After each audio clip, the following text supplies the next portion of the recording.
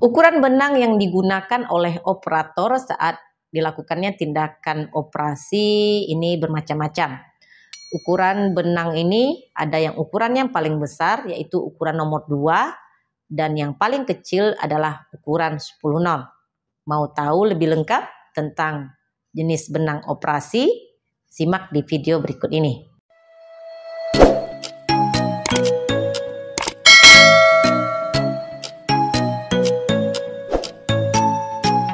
Hai, Assalamualaikum warahmatullahi wabarakatuh. Bertemu lagi di channel saya, Devi Febriani. Saya merupakan perawat kamar bedah.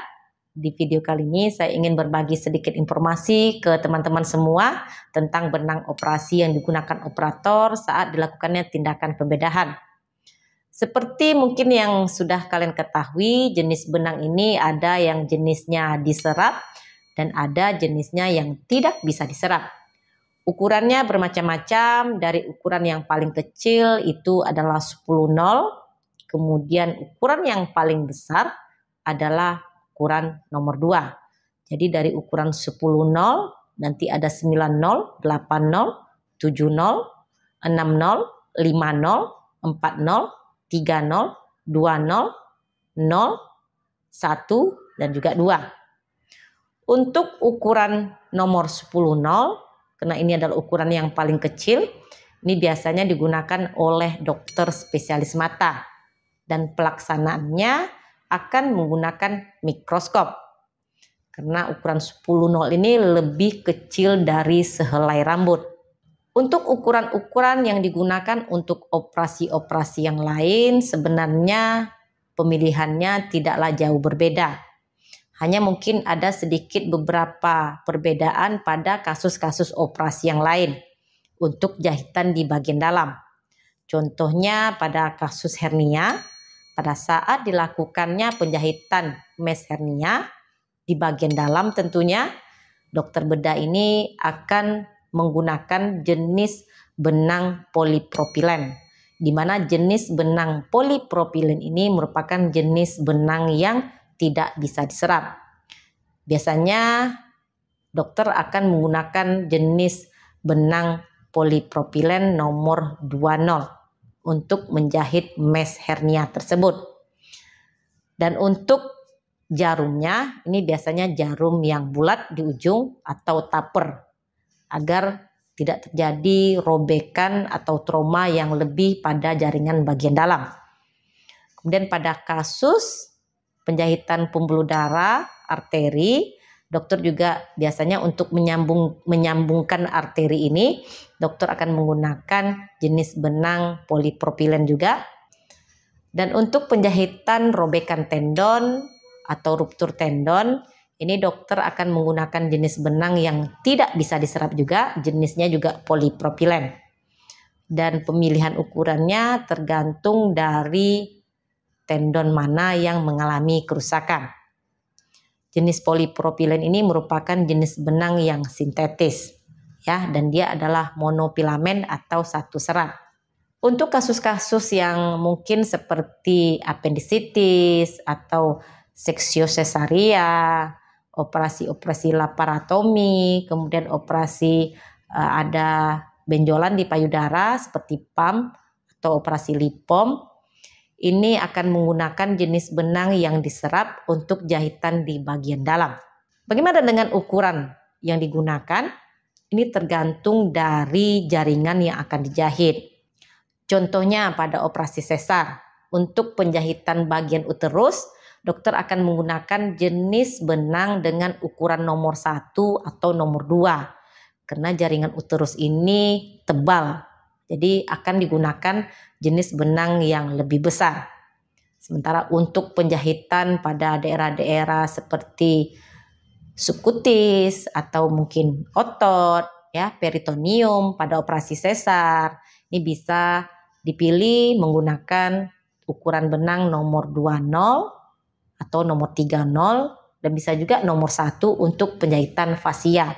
Sementara pada kasus-kasus appendicitis, ya, untuk menjahit apendiknya tentunya benang yang digunakan juga benang yang diserap.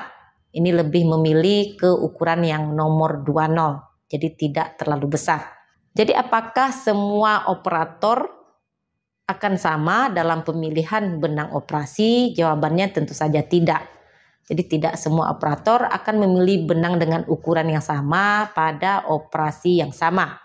Namun perlu teman-teman ketahui pada operasi-operasi yang memerlukan estetik seperti operasi pada daerah wajah, dokter akan menggunakan ukuran benang yang lebih kecil agar estetiknya juga akan tercapai, jadi bekas operasinya tidak akan kelihatan. Kecuali operasi dilakukan pada daerah kulit-kulit yang mungkin lebih tebal, seperti pada operasi daerah telapak kaki, di mana kulit pada daerah telapak kaki ini lebih keras, maka pemilihan benangnya akan dipilih ukuran yang lebih besar, seperti ukuran nomor 1 atau nomor 0. Karena kalau menggunakan ukuran benang yang lebih kecil, takutnya pada saat dilakukan penarikan, dia akan lebih putus. Lagian kalau daerah-daerah ekstremitas, lebih banyak terjadinya pergerakan. Jadi akan lebih beresiko jika digunakan benang operasi ukuran kecil, berisiko terjadinya putus jahitan. Bagaimana dengan pemilihan penjahitan benang operasi pada daerah kulit? Ini tergantung dari lokasinya, kemudian jenis operasi yang dilakukan. Pada kasus-kasus operasi dengan risiko terjadinya infeksi, biasanya dokter akan menggunakan jenis benang yang bisa dibuka kembali dengan teknik simpul tunggal atau simple interrupted suture. Mungkin teman-teman lebih mengenal dengan jahitan kelabang, atau dengan teknik matras vertikal atau dengan teknik matras horizontal. Tapi ada juga beberapa tindakan operasi bersih, dokternya juga bisa menggunakan teknik jahitan subkutikuler tapi menggunakan jenis benang yang tidak bisa diserap. Biasanya kalau kasus-kasus seperti ini, jika dokternya menggunakan teknik jahitan subkutikuler dengan benang yang tidak bisa diserap, maka dokternya akan membuat 2 simpul di sisi sebelah kanan dan di sisi sebelah kirinya. Dan tentu jahitan ini harus dibuka kembali. Tapi untuk teknik jahitan kulit pada operasi sesar, selama saya bekerja di kamar operasi ini, dokter akan menggunakan teknik penjahitan secara subkutikuler dengan pemilihan benang operasi yang bisa diserap. Walaupun nanti pada teknik penjahitannya dokternya akan membuat simpul di bagian luar, tapi itu tidak masalah karena seiring berjalannya waktu dan sesuai dengan jenis benang yang digunakan, nanti akan putus sendiri pada waktu bagian dalam dari benang tersebut terserap.